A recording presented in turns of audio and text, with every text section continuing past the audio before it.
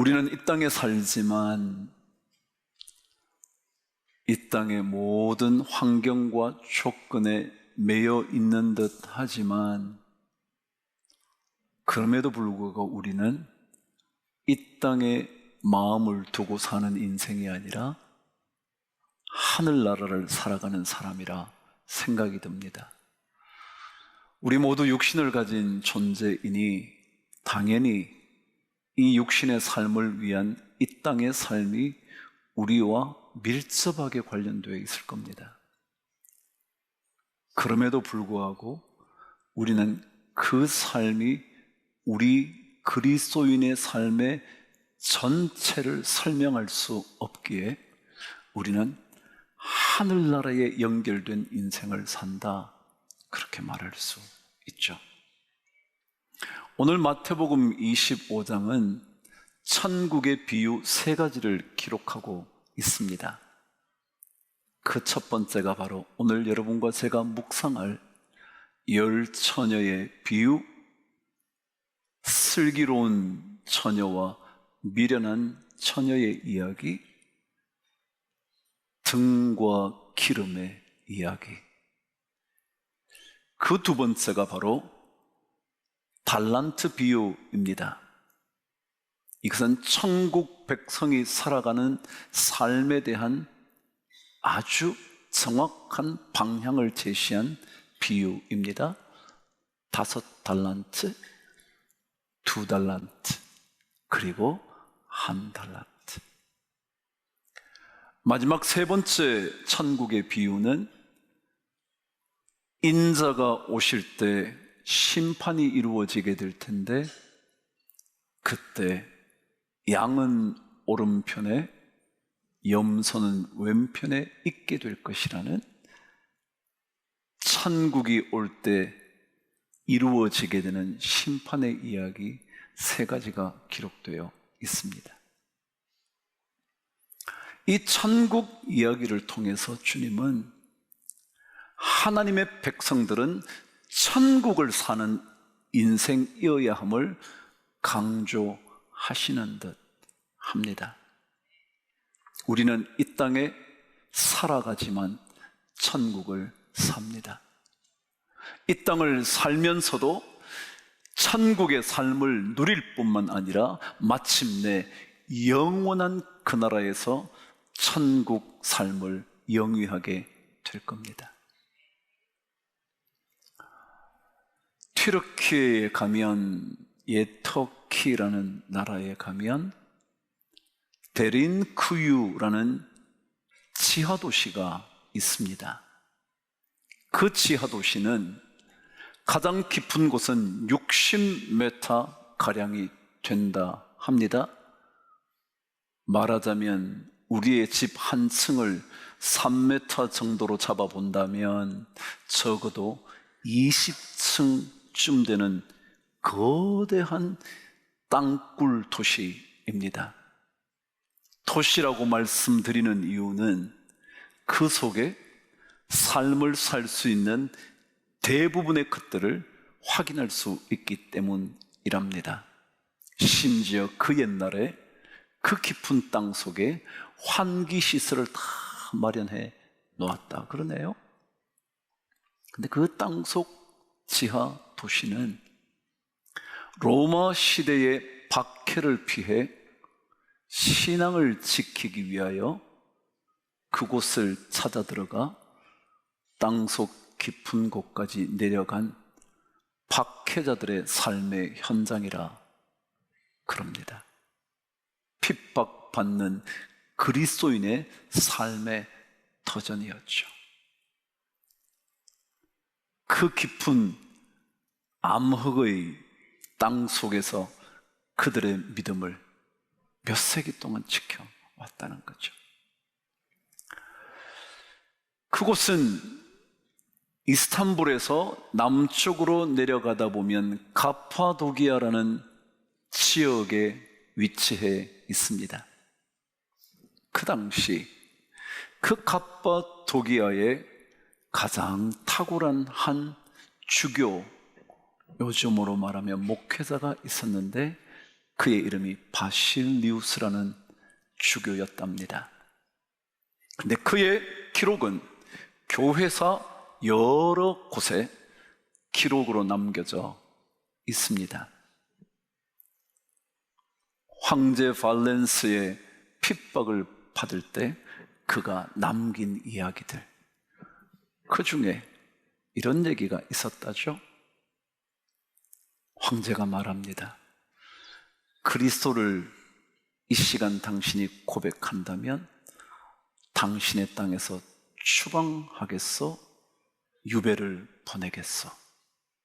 그러자 그때 바실리우스의 대답이 이러했다 합니다. 그러시냐고. 그런데 내가 살고 있는 이 땅은 내 땅이 아니라 하나님의 땅입니다. 그러니 나를 어디로 보내셔도 그 땅은 하나님의 땅이고 그곳이 바로 제 집입니다. 어디로 쫓아보내도 주님이 계시는 그 땅이기 때문에 그 집이 바로 내 집입니다. 그러니 유배라는 말과 추방이라는 말은 전혀 어울리지 않습니다. 그러다 다시 한번 말합니다. 그리스도를 고백하면 당신의 목숨까지 앗아갈 수 있어. 그랬더니 그가 말합니다. 그렇다면 그것은 더 큰 은혜입니다. 하나님께 더 빨리 갈 수 있는 길이기 때문입니다. 라고 말했다고 교회사는 기록하고 있었습니다. 그렇습니다. 우리는 예수 믿는 사람으로 살아가는 이 땅의 삶이 아니라 주님의 나라에서 사는, 하나님의 집에서 사는, 하나님의 땅에서 살아가는 삶이 바로 우리 그리스도인의 삶이다라는 거죠. 우리 모두에게 던져보아야 할 질문은 그래서 이것일 겁니다. 우리는 천국 백성으로 살아가는가? 아니면 이 땅에 묶여 이 땅의 모든 것에 마음 빼앗겨서 살아가는가? 오늘 말씀은 바로 천국 백성으로 살아가는 삶에 대하여 10처녀, 5처녀, 5처녀의 비유를 통하여 설명하기 시작합니다. 저는 오늘 이 말씀을 읽다가 독특한 생각 하나를 하게 됐습니다. 여러분, 이 비유에는 10명의 처녀가 등장을 하고 슬기로운 처녀와 미련한 처녀의 이야기로 나눠져 있는데 왜 하필이면 미련한 처녀에 대하여 먼저 언급을 하고 있는 걸까? 보통 같으면 야, 슬기로운 여자는 이런 삶을 사는 사람들이야, 지혜로운 여자라면 이렇게 살아야 돼 라고 말해 줬으면 좋을 텐데 그것보다 미련한 여자는 이런 여자야 라고 설명을 하기 시작했다는 거죠. 이상하지 않나요? 이왕이면 슬기로운 처녀의 삶을 주님 말씀하시면서 너네들도 슬기롭게 됐으면 좋겠어? 그러시면 좋았을 텐데 주님이 먼저 미련한 여인에 대한 언급부터 하셨다는 거예요.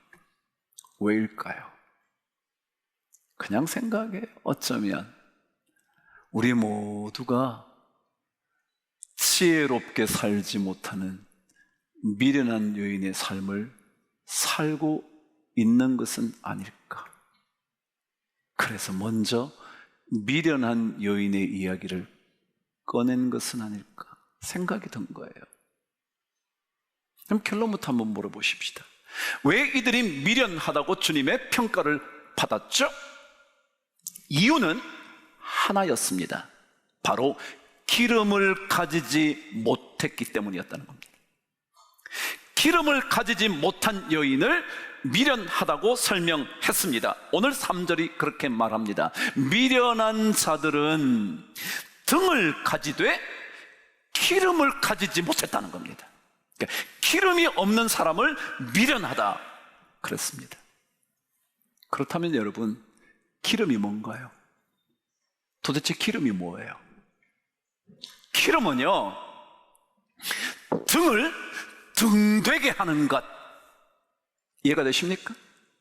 등을 등되게 하는 것, 등을 등의 역할을 감당할 수 있게 하는 것, 이것이 없으면 등은 사실 아무 소용도 없을 가능성이 있는 것. 어쩌면 조금 괜찮은 등이라면 골동품으로나 쓰일지는 몰라도 등의 진짜 역할은 하지 못하는, 그리고 보잘것없는 등이라면 고물상에 팔리든 아니면 쓰레기통에 버려지든 할 등. 말하자면 기름이 있어야 등이 등되는 것. 말을 한번 바꿔볼까요? 그리스도인들에게 기름이라는 게 뭘까요? 그것은요, 그리스도인을 그리스도인 되게 하는 것. 다시 한번요, 그리스도인들인 여러분과 저에게 기름이 뭐냐 하면 그리스도인인 내가 그리스도인답게 되는 것, 그리스도인답게 살아가도록 만드는 것, 그게 기름이라는 거예요. 그렇지 않으면 우리의 삶은 기름 없는 등과 같아서 그저 장식용으로나 쓰일까? 아니면 고물상에 팔려 가버리거나 말까 하는 존재에 불과하다라는 거죠. 저 목사예요. 담임 목사거든요. 근데 만일 저에게 기름이 없다면 저는 아무것도 아니라니까. 장로님과 권사님과 집사님이신 여러분들에게 만일 그리스도인의 기름이 없다면 그건 다 아무것도 아닌 껍데기만 담임 목사예요. 껍데기만, 저 사람 목사래, 저 사람 예수 믿는데 껍데기만, 등만 남아있는, 등의 역할을 하지도 못하는, 그게 바로 기름 없는 미련한 자다, 그런 얘기죠. 그렇다면 여러분, 그리스도인이 그리스도인답게 되는 기름이라는 것은 어떤 것일까? 그것이 없었던, 그것을 함께 가져오지 못했던 그 여인에게 미련하다고 말씀하신 그 미련함은 도대체 뭘까? 사전을 찾아보니까 미련하다라는 단어의 첫 번 뜻이 마음이 복잡한 것, 그렇게 되어 있더라고요. 뭐라고요? 시작. 그렇습니다.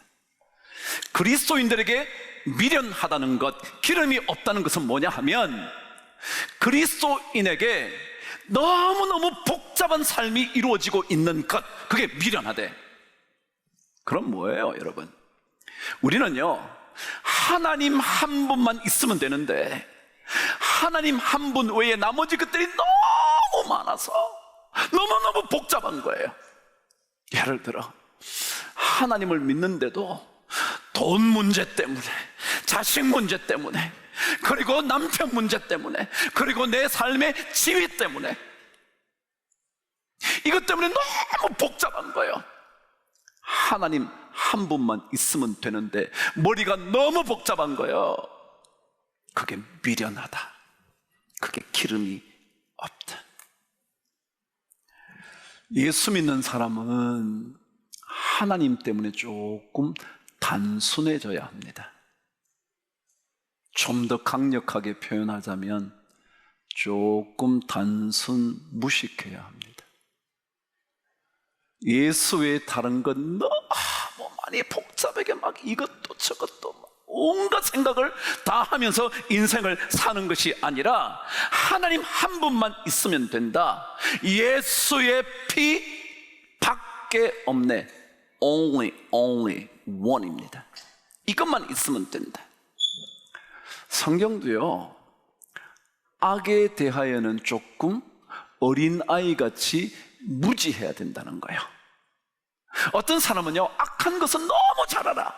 못된 짓은 골라 해. 근데 어떤 사람은요, 그게 뭔지도 몰라. 제가 언제도 그랬잖아요. 도대체 어떤 사람은요, 어떻게 그렇게 엄난한 것을 잘 찾아내는지. 난 도대체 찾을 수가 없어. 찾으면 벌써 다 지나갔대. 왜 그런 거예요? 우리는 예수님 때문에, 하나님 때문에 조금 단순해지는 거예요. 없으면 그만이지. 없으면 그만이지. 우리 마음이 왜 그렇게 복잡해요? 여러분, 이스라엘 백성이 광야 생활을 마치며 드디어 가나안 땅으로 들어가게 될 바로 직전에 행했던 한 가지 일이 있었습니다. 그것은 바로 정탐꾼, 각 지파의 대표 한 사람을 선택해 12명을 그 땅을 정탐하게 한 것이었습니다. 그 이야기는 다 알고 계시다시피 돌아온 그들의 보고였습니다. 10명의 지파 대표자들은 전부 다 말합니다. 아말렉, 거기에 살고 있는 그 족속들은 장대합니다. 그 땅은 우리를 삼킬 만큼 거대합니다. 우리는 그들에 비하면 뭡니다? 시작, 메뚜기입니다. 그렇게 말했습니다. 그래서 절대 가면 안 된다 그랬습니다. 그런데 그들 10명과는 다르게 완전히 확신에 찬 사람이 하나 있었습니다. 두 사람이 있었습니다. 누구요? 여호수아와 갈렙. 아닙니다. 그 땅은 진짜 하나님이 주신 젖과 꿀이 흐르는 땅입니다. 우리는 그 땅에 가야 합니다. 아니, 가면 우리께 됩니다. 그들은 우리의 밥입니다.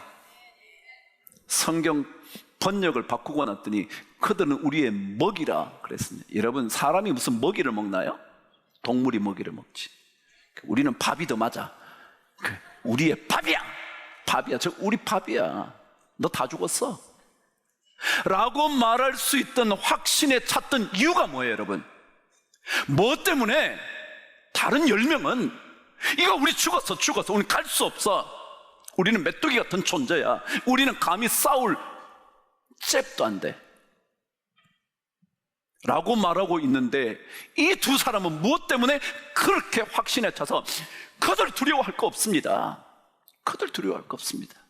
우리 가야 됩니다. 그들 우리 밥이거든요. 라고 했을까요? 민수기 14장 9절에는 이렇게 기록해 두고 있습니다. 저와 함께 말씀을 읽겠습니다. 시작. 다만 여호와를 거역하지 말라. 또 그 땅 백성을 뭐하지 마라? 두려워하지 말라. 뭐라요? 그들은 우리의 밥이다. 그 다음에요, 시작.